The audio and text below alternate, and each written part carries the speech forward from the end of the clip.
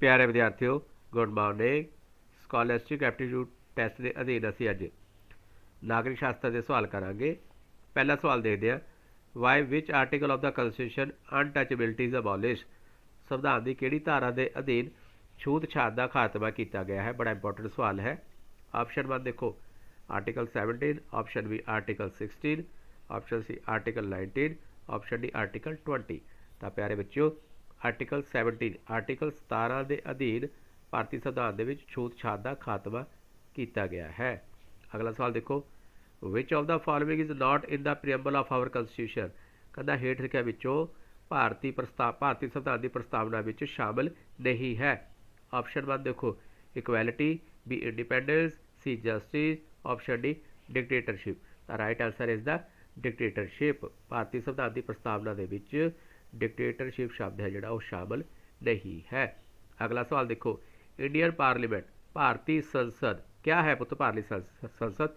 Option A help destitute citizens, B law making organization, C social welfare guaranteed, option D open institution for children welfare. तो प्यारे बच्चों जो भारतीय संसद है इंडियन पार्लीमेंट है वो लॉ मेकिंग ऑर्गेनाइजेशन है। भारत की सब तो उच्ची कानून बनाने की संस्था भारतीय संसद है। अगला सवाल देखो, some articles of the constitution of India were in force even before 26 Jan 1950। When were they in force. कहता संविधान के कुछ धारावां 26 जनवरी 1950 तो पहला लागू कर दिता गया सीगा। When were they in force. Option A देखो 26 दिसंबर 1942, ऑप्शन बी 26 नवंबर 1949, ऑप्शन सी 26 अक्तूबर 1949, ऑप्शन डी 24 दिसंबर 1949। तो प्यारे बच्चों संविधान के कुछ धारावां 26 जनवरी 1950 तो पहला यानी कि 26 नवंबर 1949 लागू कर दिता गया सीगा, जिस दिन संविधान को पास किया गया सी। अगला सवाल देखो, in which article right to education is written in the constitution. भारतीय संविधान के सिक्ख्या का अधिकार कित्थे शामिल किया गया है या कित्थे लिखा गया है। ऑप्शन ए देखो article 19, option B article 21A, option C article 32, option D article 29। तो राइट टू एजुकेशन है जो संविधान की धारा 21A दे शामिल किया गया है। Option B is the right answer. अगला सवाल देखो, India adopted parliamentary system from which country.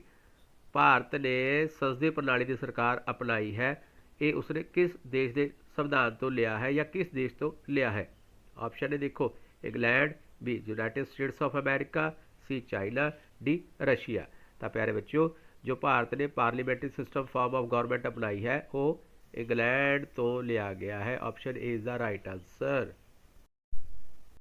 अगला सवाल देखो, इंडियन कंस्टिट्यूशन कंटेन्स भारतीय संविधान में शामिल हैं।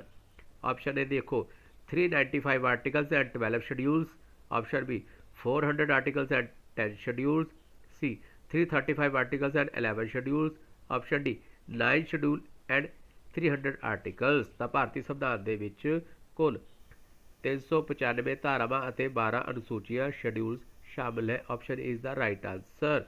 अगला सवाल देखो, the constitution of India describes India as. भारतीय संविधान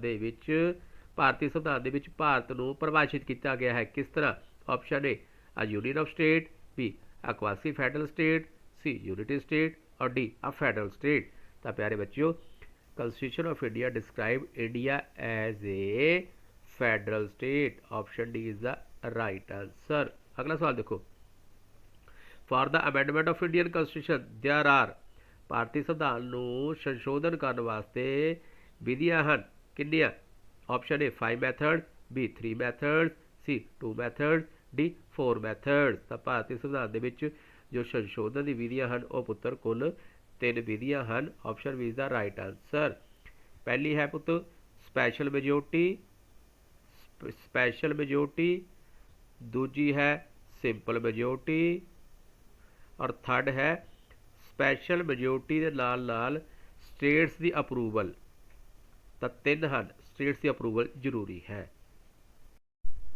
अगला सवाल देखो, the constitution of India provide for. भारतीय संविधान दिता गया है।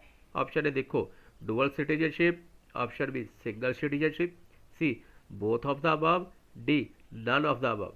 तो प्यारे बच्चों भारतीय संविधान दे विच इकहरी नागरिकता सिंगल सिटीजनशिप की व्यवस्था है, सिंगल सिटीजनशिप।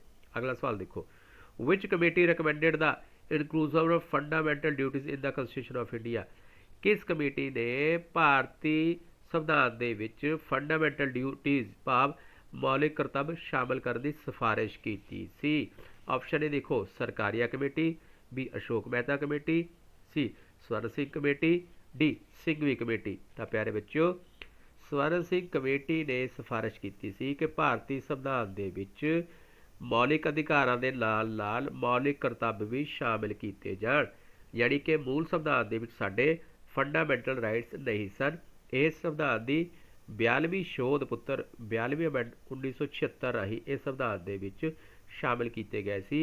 इस दी सिफारिश स्वर्ण सिंह कमेटी ने की सी ते उस दे विच 10 फंडामेंटल राइट्स फंडामेंटल ड्यूटीज़ शामिल किए गए सन। मौजूदा समय के टोटल फंडामेंटल ड्यूटीज़ हैं 11। मैनूं उम्मीद है तुहानूं नागरिक शास्त्र के सवाल वधिया लगे होणगे। जेकर तुहानूं वीडियो वधिया लगी है तो पुत्तर लाइक के नाल नाल चैनल सबसक्राइब भी जरूर करो, अपने भैन भरावां नूं इसका लिंक भी शेयर करो ताकि सारे इसका लाभ लै सकन। Thank you, have a nice day.